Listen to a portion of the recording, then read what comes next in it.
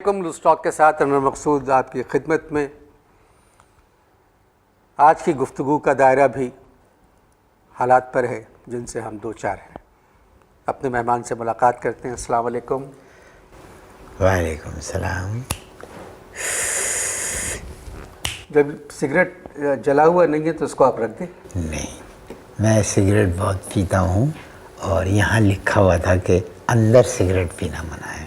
मैं जब बाहर जाऊँगा तो पीऊँगा। खैर, अगर इजाज़त दें तो बातचीत शुरू की जाए। जी जी फरमाइए। बातचीत है मौजूदा हालात पे। जी अब मौजूदा हालात पे जब मैं बात करूँगा तो आप बुरा मत मानिएगा। जी जी बिल्कुल ठीक है। अब मौजूदा हालात पे मैं पहली बात जो अर्ज़ करना चाहता हूँ वो ये है कि हिंदुस्तान अपना धर्म छोड़ के हर धर्मी पे उतर आया है। अगर आपका कोई जानने वाला हिंदुस्तान में है तो उसे फ़ोन मिलाइए और कहिए कि हमारे पास भी है। क्या है?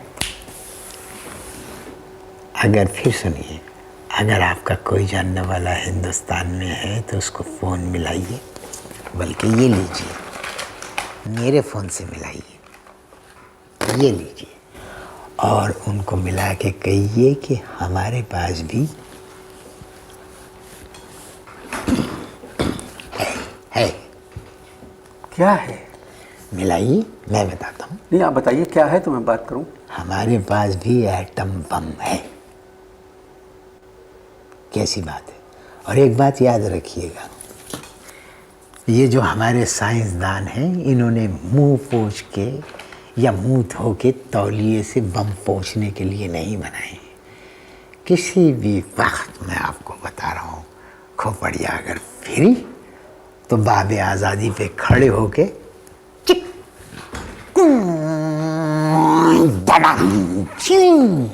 ये हो जाएगा, मार देंगे। बोल तो मैं भारत में किसी को जानता नहीं। ठीक। और मैं आपको एक बात बता दूं भाई जी भाई। कि ये अच्छी बात नहीं है कि क्या? हमारे पास एटम बम है। और एटम बम इस तरह नहीं फेंका जाता जिस तरह आपने बताया है। इस तरह सिर्फ नारियल फेंका जा सकता है।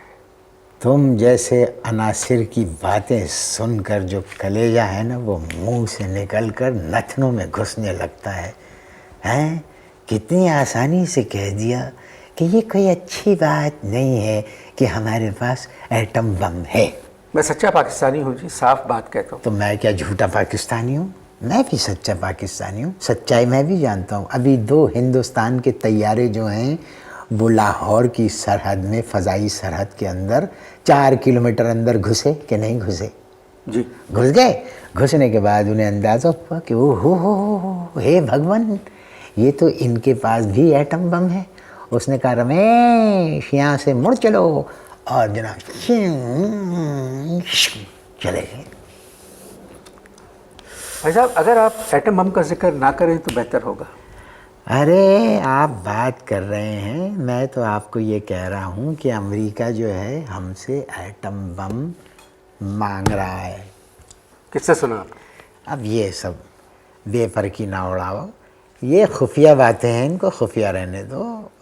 You are too little to know. ये बड़े पैमाने का काम है और अल्लाह का शुक्र है, मैं तो दाद देता हूँ अपने जिन्होंने बम बनाया डॉक्टर कदीर को कि इन्होंने बम कहीं पर छुपा दिया है, बम कहीं छुपा के रख दिया है, वरना अब तक हम दे चुके होते सनम।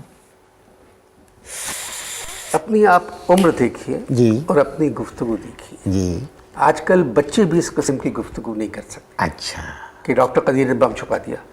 मैं साबित कर सकता हूँ, मैं साबित कर सकता हूँ। क्या साबित कर सकते हैं कि डॉक्टर कदीर ने बम छुपा आप? क्या साबित कर सकते मैं हैं? साबित कर रहा हूँ, चीखिए मत, बात साबित कर रहा हूँ।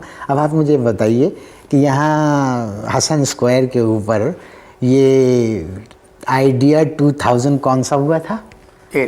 2008। इसमें हथियारों की नुमाइश हुई थी या नहीं? जी हुई। मैं अभी आपका झूठ आपके मुंह से कहलवाता हूँ, हुई थी या नहीं हुई थी? वहाँ पर गनें रखी हुई थी, वहाँ ग्रेनेड्स रखे हुए थे, वहाँ पर रिपीटर्स रखी हुई थी, बड़ी बड़ी बंदूकें रखी हुई थी, सब कुछ था। एटम बम नहीं था। इसका मतलब है कदीर भाई ने छुपा के कहीं रख दिया है एटम बम को, आप नहीं समझ सकते। जहाँ तक भारतीय जहाज़ों का दाखिल होना पाकिस्तानी सरहद में था, वो एक टेक्निकल फॉल्ट थी, जानबूझ के वो लोग नहीं आए थे। अच्छा, वो एक गलती थी जो टेक्निकल फॉल्ट जिसे कहते हैं। अच्छा, मुश्तबा अफराद का अगर इंडिया पाकिस्तान में तबादला होगा तो सबसे पहले तुम फंसोगे, तुम पकड़े जाओगे। देखिए, अमेरिका जो खेल खेल रहा है, खेलने दें, वो सिर्फ पाकिस्तान को डरा रहा है। अमेरिका का नाम तो नहीं, ले। वो पाकिस्तान को डरा रहा है कि हिंदुस्तानी फिजाइया पाकिस्तान पे अटैक कर सकती है। ये सिर्फ डरा रहा था, ऐसा कुछ नहीं। मैंने तुमसे कहा है ना कि मेरे सामने अमेरिका का नाम मत लो। दुनिया की सबसे बड़ी ताकत है इस वक्त। अच्छा, ये बताओ कि ये इराक के जो सहाफ़ी हैं, इनका निशाना इतना ख़राब क्यों है? यानी 2 मारे खींच के, एक भी नहीं लगा। और अब मैं तुमसे दावे से कहता हूँ कि ये इल्ज़ाम भी अब पाकिस्तान पे लगने वाला है। वो नहीं है कंडलीसा राइस, वो लगाएगी कि इस जूता मारने में, ये जो जूता मारने का वाक़या हुआ है, इसमें पाकिस्तान का पैर है। समझ में आई बात? पैर है क्या? हाँ, जूता चला ना, हाथ से मारते तो कहते हाथ है, अब जूता चला तो कहते पैर है। अरे भैया, ये उठाई वो है दहशतगर्दी। ये उठाई दहशतगर्दी क्या?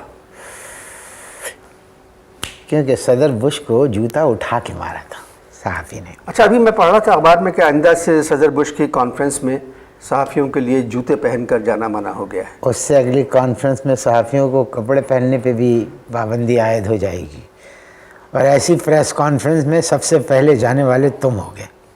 आप मेरी बात मत करें। मैं आप ही की बात करूंगा। क्यों आप मेरे सामने मैं क्यों आप जाऊंगा? बैठे, मैं आप ही की बात। मैं क्यों जाऊंगा? मैं आपके बैकग्राउंड को जानता हूँ, इसलिए मैं कह रहा हूँ। आप अपनी बात करें। हाँ, मैं अपनी बात कर रहा हूँ। और देखो, ये जो ओबामा है ना, ओबामा का भी जूते का नंबर है 10। मुझे नहीं मालूम। और बरतानिया के जो वज़ीर आज़म हैं, वो जिस घर में रहते हैं उस घर का नंबर भी है 10, जिसको 10 डाउनिंग स्ट्रीट कहते हैं। समझ में आई बात? तो इसका मतलब ये है कि जॉर्ज बुश साहब को चाहिए कि इसकी भी तफ्तीश करें, बरतानिया के वज़ीर आज़म की, जिसका नंबर 10 है। क्योंकि बुश ने कहा था the shoes is of 10 number. मैं फिर कह रहा हूँ, आप दूसरों की बातें क्यों कर रहे हैं? भारत की बात क्यों कर रहे हैं आप? क्यों ना करें? भारत हमारी बातें किया जा रहा है और हम भारत की बात ना करें। अभी तो वहाँ के वज़ीर आज़म मनमोहन सिंह ने सुना है, ये क्लियर कट कह दिया है कि दोनों मुल्कों के वज़ीर आज़म एक टेबल पे बैठ जाएं तो कश्मीर का मसला हल हो जाएगा। गुफ्तगू के ज़रिए हल हो जाएगा जी। तो बहुत अच्छी बात की उन्होंने। क्या है? पढ़े लिखे इस तरह की बहुत अच्छी बात की। अच्छा, इसका मतलब ये है, आप ये समझ रहे हैं और आपका नुक्ता नज़र ये है कि ये दोनों वज़ीर आज़म जब बैठेंगे तो बातचीत के ज़रिए कश्मीर का मसला हल हो जाएगा। अब मुनसिर है क्या, बात क्या करते हैं? हाँ, मैं आपको बताता हूँ कि दोनों वज़ीर आज़म क्या बात करेंगे।